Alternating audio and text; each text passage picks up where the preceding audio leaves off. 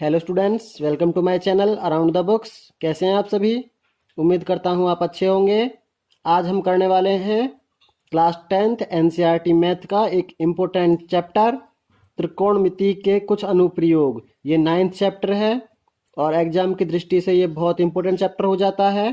तो चलिए आज इसे कवर कर लेते हैं। स्टूडेंट्स, एक इम्पोर्टेंट बात, स्टूडेंट्स आपसे रिक्वेस्ट है, आप मेरे चैनल को सब्सक्राइब कर लें और पास वाले बेल आइकॉन को ऑल पर सेलेक्ट कर लें, जिससे आने वाली वीडियो की नोटिफिकेशन आपको मिल जाए। स्टूडेंट्स चलिए शुरू करते हैं त्रिकोणमिति के कुछ अनुप्रयोग। आप यहाँ पे ये चित्र देख पा रहे हैं। देखने में तो ये एक समकोण त्रिभुज नजर आता है। आप यहाँ पे मीनार देख पा रहे हैं। ये मान लीजिए ये वाली जो रेखा एक मीनार है।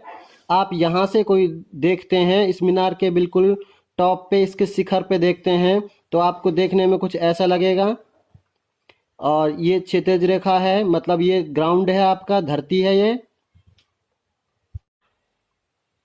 यहाँ पे देखिए, यहाँ पे सेम टू सेम वही एक मीनार है। ये वाली मीनार है, लिख देता हूँ, मीनार है ये जो है ये ग्राउंड है।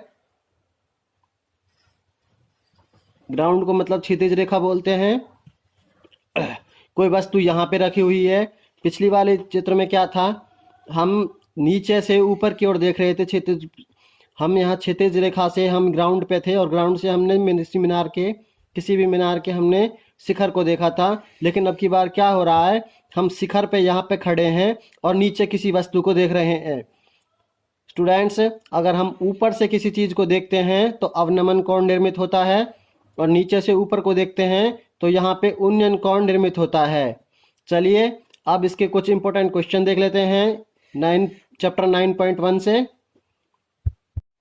चलिए स्टूडेंट्स, क्वेश्चन नंबर फर्स्ट देख लेते हैं। प्रश्नावली 9.1 एनसीईआरटी क्लास 10th का।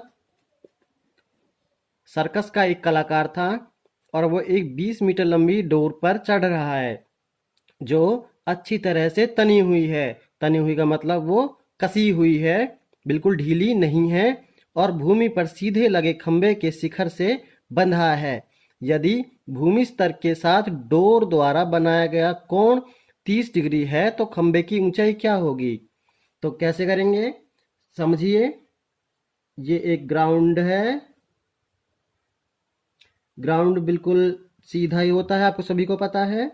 यहाँ पे एक खंबा गढ़ा हुआ है, ये खंबा है, और इस खंबे के शिखर, शिखर मतलब होते हैं उसकी टॉप, छत।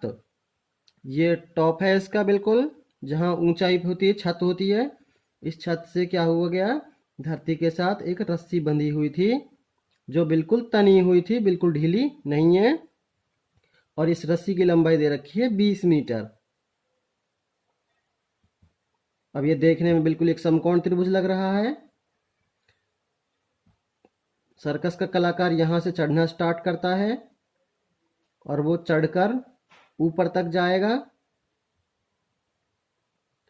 अब क्वेश्चन बोल रहा है कि जब वो कलाकार यहां से चढ़ के यहां तक जाता है 20 मीटर लंबी रस्सी पे, तो इस खंबे की ऊंचाई क्या होगी? ये ऊंचाई हमें निकालनी है। समकोण त्रिभुज है, तो चलिए कैसे करते हैं इस क्वेश्चन को। सबसे पहले लिख लेते हैं जो हमें दिया गया है, क्वेश्चन में दिया है हमें क्या दे रखा है, 20 मीटर लंबी रस्सी दे रखी है हमें।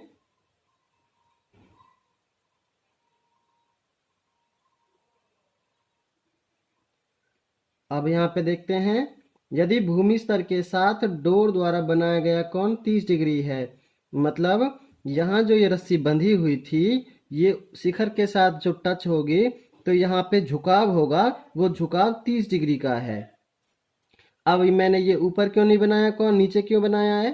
क्योंकि ये उन्नयन कोण है। मैंने बताया था नीचे से जब हम किसी चीज चढ़ते हैं या देखते हैं तो हम क्या करेंगे, वो उन्नयन कोण मानेंगे। अगर हम ऊपर से देखते हैं, ऊपर से उतरते हैं, तब हम इसे अवनमन कोण मानेंगे। तो अभी के लिए ये 30 डिग्री उन्नयन कोण है। क्वेश्चन को दोबारा समझने की कोशिश करें। एक रस्सी पे चढ़ने वाला एक कलाकार था, उसने एक खंबे से पहले रस्सी को बांध लिया इस झुकाव के साथ। झुकाव 30 डिग्री का था। खंबा तो बिल्कुल सीधा था और ये ग्राउंड से टच कर दिया, एक यहाँ पे खूंटा है उन्होंने। अब यहाँ से बांध के और यहाँ इस शिखर पे बांध लिया। 30 डिग्री का कौन बनाया? मैंने क्या किया, पहले वो लिख लिया जो मुझे दिया है। तो मुझे क्वेश्चन में 20 मीटर लंबी रस्सी दे रखी है और उन्नयन कोण दिया है मुझे, वो 30 डिग्री का है। अब मैं क्या करूँगा, मुझे ये ऊंचाई निकालनी है, ये खंबे की ऊंचाई कितनी है ये निकालनी है। तो कैसे निकालूंगा मैं? मेरे पास एक लॉजिक है, मुझे जो भी क्वेश्चन में दिया है उसे लिखता हूँ नीचे और जो मुझे निकालना है उसे लिखूंगा मैं ऊपर। ये ऐसे क्यों बोल रहा हूँ मैं, आगे आप समझेंगे वीडियो में। देखिए, मैंने बोला जो हमें दे रखा है वो नीचे और जो हमें निकालना वो लिखेंगे ऊपर। मुझे निकालना क्या था, मुझे ए से बी ये खंबा निकालना है। तो ए और बी को लिखूंगा मैं ऊपर, ये बटे में मुझे दिया है ये ए सी, इसे लिखूंगा नीचे ए सी और बराबर कर दूंगा मैं इस कोण के। कितने डिग्री का कोण है? 30 डिग्री का है। अभी क्या करना है मुझे, ये ए बी देखने में क्या, ये समकोण त्रिभुज है और ये देखने में मुझे लग रहा है बिल्कुल लंब के जैसा, ये कर्ण लग रहा है मुझे और ये इसका आधार है। अब हम त्रिकोणमिति को थोड़ा याद करते हैं। त्रिकोणमिति में क्या था, जो ये ए बी है ये लंब है तो मैं इसे रिप्लेस करता हूं लंब से, और ये ए सी है जो ये कर्ण है, मैं इसे कर्ण से रिप्लेस कर देता हूं। अब देखिए आप, लाल बटा कक्का सबको याद होगा पिछले चैप्टर से, लंब बटे कर्ण, एल मतलब लंब, के मतलब कर्ण, लंब बटे कर्ण बराबर होता है साइन के। तो मैं यहाँ पे साइन लिख देता हूँ, लंब बटे कर्ण की जगह साइन, और ये 30 डिग्री का कोण है यहाँ पे। अब यहाँ पे देखिए, मैंने लंब को यहाँ पे निकालना है तो मैं इसे मान लेता हूँ h। तो इस लंब को अब मैं रिप्लेस करता हूँ h से। कर्ण मुझे यहाँ पे देखें आप 20 दे रखा है पहले क्वेश्चन में, तो मैं कर्ण की जगह लिख देता हूँ 20, और साइन 30 की वैल्यू होती है 1/2। मैं कर लेता हूँ इनकी क्रॉस, 2 की मल्टीप्लाई h से होगी तो यहाँ पे हो जाएगा 2h बराबर 20 की गुना 1 से होगी तो इसका आएगा 20। मुझे h निकालनी है तो मैं क्या करूँगा, 2 से कर दूंगा 20 को भाग बटे 2, 2 एकम 2, 2 ढाई 20। h आई मेरे पास 10 मीटर, मतलब उस खंबे की ऊंचाई 10 मीटर होगी जिसके ऊपर वो कलाकार रस्सी बांधकर चढ़ रहा है। आइए सेकंड क्वेश्चन देख लेते हैं, बहुत ही इंटरेस्टिंग क्वेश्चन है, मजे से करते हैं इसे भी। आंधी आने से एक पेड़ टूट जाता है, समझिए आप। एक पेड़ था, नॉर्मल सी बात है, पेड़ तो ग्राउंड पे ही उगेगा।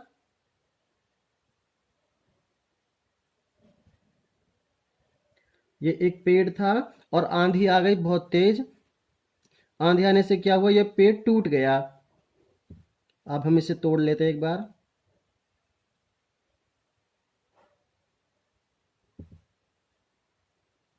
ये टूट गया और टूटने के बाद क्या हुआ, ये झुक के नीचे गिर गया।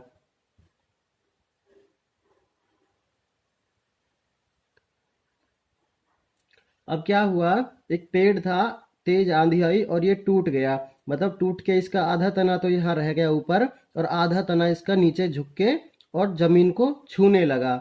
ये ऐसे ही बोल रहा है, टूटा हुआ भाग इस तरह मुड़ जाता है कि पेड़ का शिखर जमीन को छूने लगता है, इसके साथ 30 डिग्री का कोण बनाता है।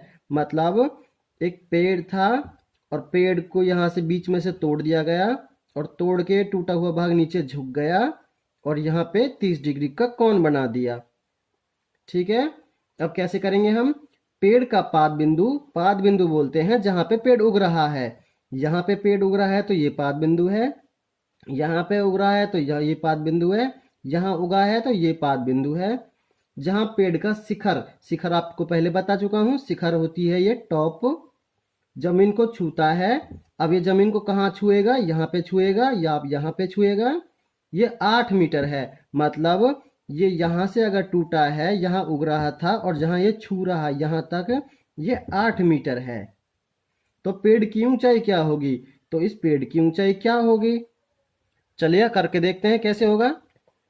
एक बार चित्र दोबारा से बना लेते हैं। आपको दोबारा समझना, दोबारा समझिए आप। ये एक पेड़ था और पेड़ यहां से मान लो टूट गया आंधी से, और ये टूट के नीचे की तरफ झुक गया। झुकने से क्या हो गया? अब ये पेड़ उग यहाँ पे रहा है और झुक यहाँ पे रहा है। इसकी दूरी है जब वो 8 मीटर है। मुझे पेड़ की ऊंचाई याद करनी है, पेड़ की ऊंचाई निकालनी है। कैसे निकालूंगा? देखिए, ये वाला भी पेड़ का हिस्सा है और ये वाला भी पेड़ का हिस्सा है। मैं नेम कर देता हूं ए बी सी। मुझे समझ आ रहा है ए बी पेड़ का तना है और ए सी वो भी पेड़ का हिस्सा है, जो ऊपर वाला हिस्सा है जहां से टूटा था। मतलब मुझे ये भी निकालनी है और ये भी निकालनी है, दोनों निकालनी है और फिर जोड़ने हैं। वो जोड़ने क्यों है? क्योंकि पूरा पेड़ था ये, तभी तो ये पूरा यहाँ तक आएगा जब मैं दोनों को निकालूंगा। वरना इसे निकाल देता हूँ तो ये तो पेड़ का आधा ही तना निकलेगा, और इसे निकालता हूँ वो भी आधा ही निकलेगा। तो मुझे पूरा निकालना है। कैसे निकालते हैं? चलिए पहले लिख लेता हूं जो दिया है मुझे। दिया है मुझे BC दे रखा है, जो कि पाद बिंदु है। पाद बिंदु से शिखर की दूरी 8 मीटर। मतलब हमें आधार दिया हुआ है ये। मुझे क्या निकालना है? पहले लंब निकालना है, फिर कर्ण निकालना है और दोनों को जोड़ देना है, तो वो पेड़ की ऊंचाई हो जाएगी। मैंने पिछले क्वेश्चन में बताया था, हमें जो भी दिया है हम उसे लिखते हैं नीचे और जो निकालना है उसे लिखते हैं ऊपर। तो मैंने क्या किया, मुझे निकालना क्या है? पहले मान लो इस आधे तने को निकाल लेता हूं। तो मैं लिखता हूं AB बटे के BC, क्योंकि मुझे BC दिया हुआ है। अब ये लंब है, ये आधार है। लाल बट्टा कक्का करके देखते हैं। लंब बटे आधार बराबर होता है tan के। L मतलब लंब, A मतलब आधार। लंब बटे आधार बराबर हुआ tan के। कौन कितने डिग्री का? यहाँ पे 30 डिग्री का। ये 30 डिग्री पे झुका था। tan 30 degree. अब देखें, ए बी मुझे निकालना है। मान लो ये H है, तो H बटे BC कितना था? 8 मीटर। या 8 मीटर लिख दिया। और tan 30 की वैल्यू क्या होती है? 1/√3। tan 30 की जगह लिख दे 1/√3। ए बी मान लिया मैंने H और BC मुझे दे रखा है 8 मीटर। यहाँ आप देख सकते हैं 8 मीटर है ये। √3 के H से मल्टीप्लाई कर दी, कितना आया? √3H बराबर 8 की मल्टीप्लाई 1 से कर दी, ये आया 8 मीटर। मुझे H चाहिए, तो मैं क्या करूँगा? 8/√3, मतलब 8/√3 मीटर इस आधे तने की ऊंचाई थी। अब मुझे ये कर्ण भी निकालना है, तो सेम करता हूं वैसे ही। देखिए, मुझे निकालना क्या है? AC बटे दिया क्या है? BC बराबर, अब ये कर्ण है और ये आधार है। कर्ण बटे आधार बराबर होता है साइन कॉस टेन कॉट। ये सेक के बराबर होता है, तो यहाँ पे लिखेंगे सेक। एंगल है 30 डिग्री का। AC मुझे निकालना है, तो मैं इसे कुछ भी नाम दे लेता हूँ। AC छोड़ देता हूँ, आप चाहे तो AC छोड़ सकते हैं। BC यहाँ पे 8 मीटर है और सेक 30 की वैल्यू कितनी होती है? सेक 30 की वैल्यू होती है 2/√3। क्रॉस कर लेते हैं। 2 की मल्टीप्लाई 8 से हुई तो कितना आया? 16। और AC की मल्टीप्लाई √3 से हुई तो √3 AC। मुझे AC निकालना है, क्या करूंगा? 16/√3 मीटर। अब मुझे एक चीज समझ में आ गई है, ये वाली जो दूरी थी यहां से यहां तक, ये 16/√3 थी। और जो ये आधा तना था, कट जहां से जहां तक टूटा था, ये 8/√3 था। तो मुझे पूरे पेड़ की लंबाई चाहिए, तो मैं दोनों को जोड़ दूंगा। दोनों को जोड़ूंगा कैसे? 8/√3 जमा 16/√3, ये हो गए 16 और 8 24 और /√3। ये इसकी पूरे पेड़ की ऊंचाई होगी। अगर मुझे यहाँ से भी आगे क्वेश्चन करना है तो मैं इसे कर सकता हूँ ऐसे। 24 को मैं गुणनखंडों में तोड़ लेता हूँ। 3 अट्ठे 24/√3। अब 3 की वैल्यू क्या हो सकती है? इस 3 को लिख देता हूँ √3 मल्टीप्लाई √3 /√3 गुना 8। ये 8 यहाँ पे है, इस 3 को मैं लिख सकता हूँ √3 मल्टीप्लाई √3। अब √3 से √3 कट जाएगा, मेरे पास बचा 8√3 मीटर। मतलब इस पेड़ की जो टोटल ऊंचाई थी वो 8√3 मीटर थी। आइए स्टूडेंट्स, इस एक्सरसाइज का थर्ड क्वेश्चन देख लेते हैं। बहुत इजी क्वेश्चन है ये भी। एक ठेकेदार था और उसने बच्चों को खेलने के लिए पार्क में 2 फिसलन पट्टी लगाने चाहता था वो। अब क्या हुआ, उसने 2 फिसलन पट्टी लगाई भी। देखिए, फिसलन पट्टी वो झूला होता है जिसपे हम ऊपर बैठते हैं और उस पर फिसल के सीधे नीचे आ जाते हैं। बहुत मज़ेदार होता है, मैं तो बचपन में बहुत झूला था उससे। तो चलिए मैं बना लेता हूँ। यहाँ पे आपने जरूर देखा होगा ऐसी फिसलन पट्टियाँ। ये वाली एक फिसलन पट्टी है। यहाँ पे क्या होता है, सीढ़ियाँ लगी होती हैं और यहाँ पे क्या होता है, एक बहुत ही पट्टी होती है लोहे की, और इस पे क्या होता है, फिसल के और नीचे आ जाते हैं, फिर चढ़ के जाते हैं यहाँ से और फिर यहाँ से फिसल के नीचे आ जाते हैं। तो ऐसे क्या होता है, उसने 2 पट्टियाँ लगवाई, फिसलन पट्टियाँ लगवाई ऐसी, और एक का शिखर था जो वो 1.5 मीटर था। मतलब एक कुल 1.5 मीटर ऊंचा था इसका शिखर। ग्राउंड से यहाँ से लेके यहाँ तक वो 1.5 मीटर ऊंचा था। और कह रहा है ये बस 5 साल तक के बच्चों के लिए थी। तो कह रहा है अब वो 30 डिग्री के कोण पे झुका हुआ है। ये 30 डिग्री के कोण पे झुका हुआ है। अब क्या करना है, इसकी लंबाई निकालनी है। फिसलन पट्टी कितनी लंबी है, ये वाली पट्टी कितनी लंबी है। आप बोलते हैं ना कि त्रिकोणमिति का क्या यूज है, तो हाँ, आज हम उस चैप्टर को ही पढ़ रहे हैं जिसको यूज है। हम देखो इस ऊंचाई से ही पता लगा लेंगे कि फिसलन पट्टी कितनी लंबी लगेगी। इसमें हमें मापने की जरूरत नहीं है, हम इसी से निकाल लेंगे उसे हम। तो चलिए कैसे करते हैं। सबसे पहले हम वही लिखेंगे जो हमें दिया है। हमें दिया क्या हुआ है, ABC, फिसलन पट्टी की ऊंचाई।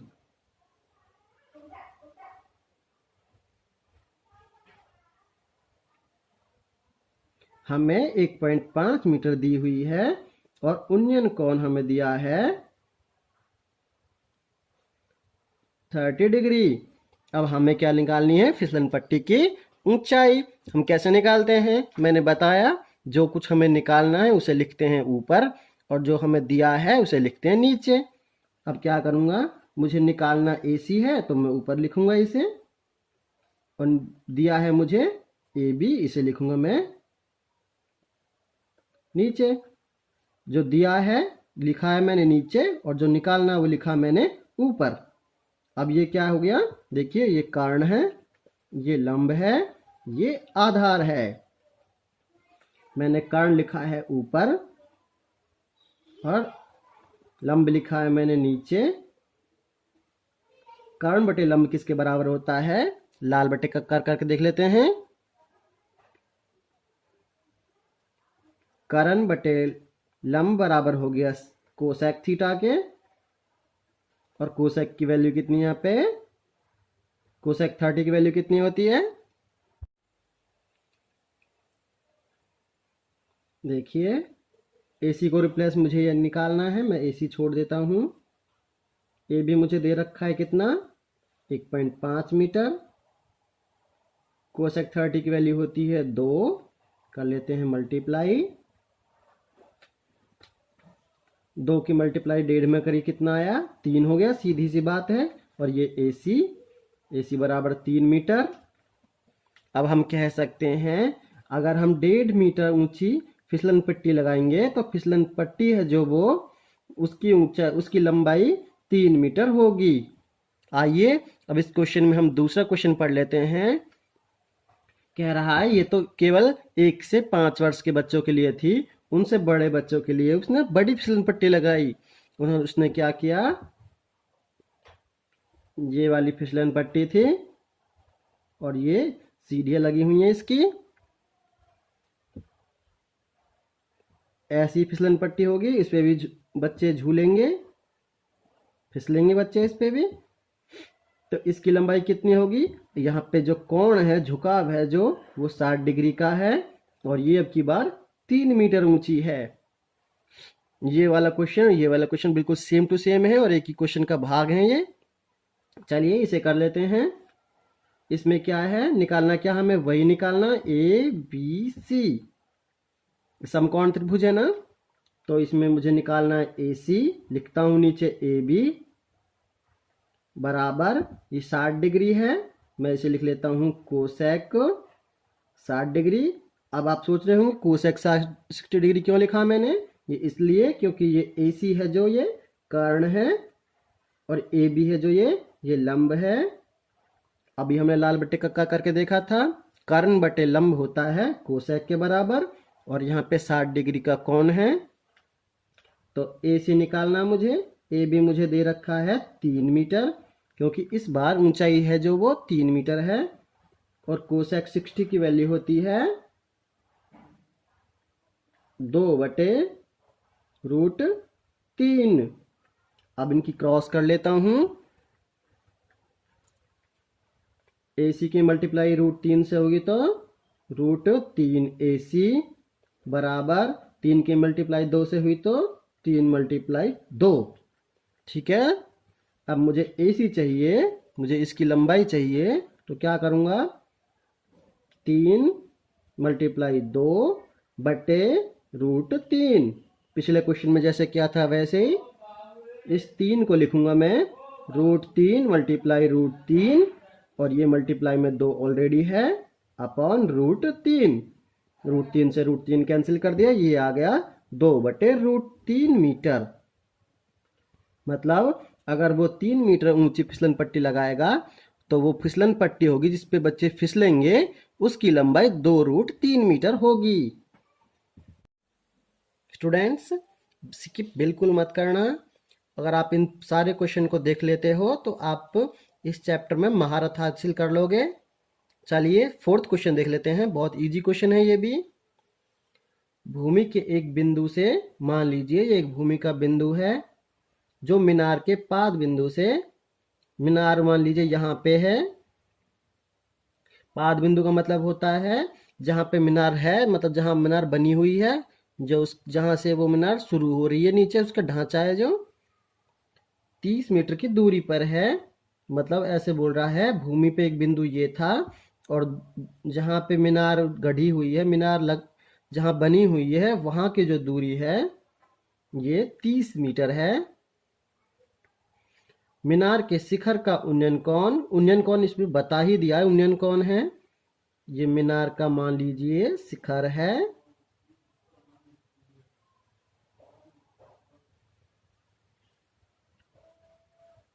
ये मीनार है और मीनार का शिखर क्या है, छत यहाँ पे है, उन्नयन कोण 30 डिग्री का है। अब यहाँ पे जो मीनार है वो 30 डिग्री का कोण बनाती है। मीनार की ऊंचाई ज्ञात की, कितना सिंपल क्वेश्चन है, ये ऊंचाई निकालनी है। अब आप ही बताते रहो मैं क्या क्या करूं। देखिए सबसे पहले दिया है लिख लिया, ठीक है, दिया है लिख लेते हैं। दिया है हमें क्या, हमें नाम लिख लेते हैं ए बी सी, लिखेंगे मीनार के पाद बिंदु से भूमि के एक बिंदु की दूरी कितनी है, 30 मीटर। अब हम निकालना क्या है, ये ऊंचाई निकालनी है, सभी को पता है इसका, तो मैंने पिछले क्वेश्चन बताया आपको, जो निकालना है उसे ऊपर लिखेंगे। निकालना क्या है मुझे, ए बी, मुझे दिया क्या है बी सी। अब ये ए बी क्या है, लंब, और बी सी क्या है, आधार। अब लाल बटे कक्का करते हैं, लाल बटे कक्का, लंब बटे आधार किसके बराबर होता है, 10 के। 10 लिख देता हूँ। कौन कितने डिग्री है, 30 डिग्री। अब ए बी तो मुझे निकालना ही है, इसे मैं एच मान लेता हूँ, और बी सी मुझे दिया हुआ है, ये 30 दिया हुआ है, 30 लिख लेता हूँ। इसकी जगह एच है, इसकी जगह 30 है। इस टेन 30 की वैल्यू होती है 1/√3। स्टूडेंट्स, अगर आपको ये समझ नहीं आ रहा है टेन 30 की वैल्यू 1/√3 कैसे है, तो इसके लिए मैंने अपनी पुरानी वीडियो में टेबल बना के सिखा रखी है। आप मेरे डिस्क्रिप्शन में लिंक है, वहां जाके उसे देख सकते हैं और बनाना सीख सकते हैं। तो चलिए कर लेते हैं इसका। 30 की मल्टीप्लाई 1 से होगी 30 आ जाएगा, और √3 की मल्टीप्लाई h से होगी तो √3h आ जाएगा। मुझे h निकालनी है, तो 30 बटे आ जाएगा √3। स्टूडेंट्स, जैसे हम पुराने क्वेश्चन में करते आ रहे हैं, इसमें भी सेम टू सेम वैसा ही करेंगे। अब हम 30 को लिखेंगे 10 मल्टीप्लाई 3, 10 दिया 30 बटे √3। इस √3 को रिप्लेस करेंगे 10 गुना √3 गुना √3, क्योंकि आपको पता होना चाहिए 3 को हम √3 गुना √3 में आराम से लिख सकते हैं, बटे √3। अब √3 से √3 कैंसिल, तो इस मीनार की ऊंचाई है जो वो आ गई 10√3 मीटर। ये 10√3 मीटर इसकी ऊंचाई है मीनार की। अगर हम किसी भूमि के बिंदु पे खड़े हैं और जहां ये मीनार है वहां गड़ी हुई है, यहाँ बनी हुई है। आइए स्टूडेंट्स, फिफ्थ क्वेश्चन देख लेते हैं। ये बहुत इजी क्वेश्चन है, ये इंटरेस्टिंग क्वेश्चन भी है। कैसे करते हैं, भूमि से 60 मीटर की ऊंचाई पर एक पतंग उड़ रही है। कह रहा है, ये मान लीजिए ये भूमि है, और भूमि के इस बिंदु से 60 मीटर ऊंची एक पतंग उड़ रही है। यहाँ पे एक पतंग उड़ रही है, मैं उड़ा देता हूं आपके लिए पतंग। लीजिए, पतंग उड़ रही है। अब आपको सभी को पता होगा, अगर पतंग उड़ रही है तो उसमें डोर तो जरूर होगी। अब ये डोर है, ये सीधी नहीं उड़ सकती, आप जानते हैं ना, तिरछी ही उड़ेगी। अब ये पतंग क्या है, यहां से उड़ना स्टार्ट करती है, और ऊंचाई कितनी है इसकी, 60 मीटर, और ये झुकाव दे रखा है 60 डिग्री। मतलब यहां से झुकाव है जो इसमें, वो 60 डिग्री का है। डोरी की लंबाई क्या है, इस डोरी की लंबाई निकालनी है। मतलब मुझे अब की बार कर्ण निकालना है। डोर तो यही है ना, पतंग की जो डोर है वो ये थोड़ी हो सकती है, ये तो ऊंचाई है, ये ग्राउंड है, धरती है, ये डोर यहीं तो बंधी होगी ना, तो इसकी ऊंचाई निकालनी है। क्वेश्चन पढ़ लेते हैं। भूमि से 60 मीटर की ऊंचाई पर, ये भूमि थी, और 60 मीटर की ऊंचाई पर एक पतंग उड़ रही थी। पतंग में लगी डोर को अस्थायी रूप से भूमि के एक बिंदु से बांध दिया गया है। भूमि के बिंदु था, और अस्थायी रूप से मतलब परमानेंटली नहीं बांधा है उन्होंने, बस थोड़ी देर के लिए बांध दिया है। आप भी पतंग उड़ाते होगे तो आप भी कभी कभी उसे बांध के या ईंट के नीचे रख के मोड़ के उसे चले जाते होगे।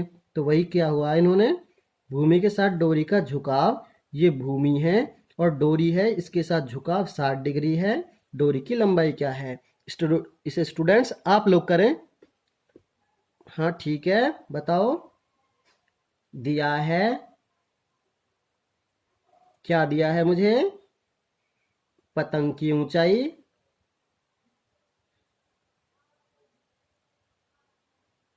60 मीटर है, सही है। ए बी सी निकालना क्या मुझे, कर्ण, तो मैं लिखता हूं कर्ण। दिया क्या है, लंब। कर्ण कितने किसे बोलते हैं, एसी को। कर्ण की जगह एसी, लंब की जगह ए बी। कर्ण बटे लंब क्या होता है, लाल बटे कक्का। कर्ण बटे लंब होता है कोसेक के बराबर। एंगल कितने डिग्री का है, 60 डिग्री का। एसी क्या है, निकालना है, ठीक है भाई, रस्सी की लंबाई निकालनी थी। इस ए बी को दे रखा है 60, मैं लिख देता हूँ 60। कोसेक 60 की वैल्यू कितनी होती है? 2/√3।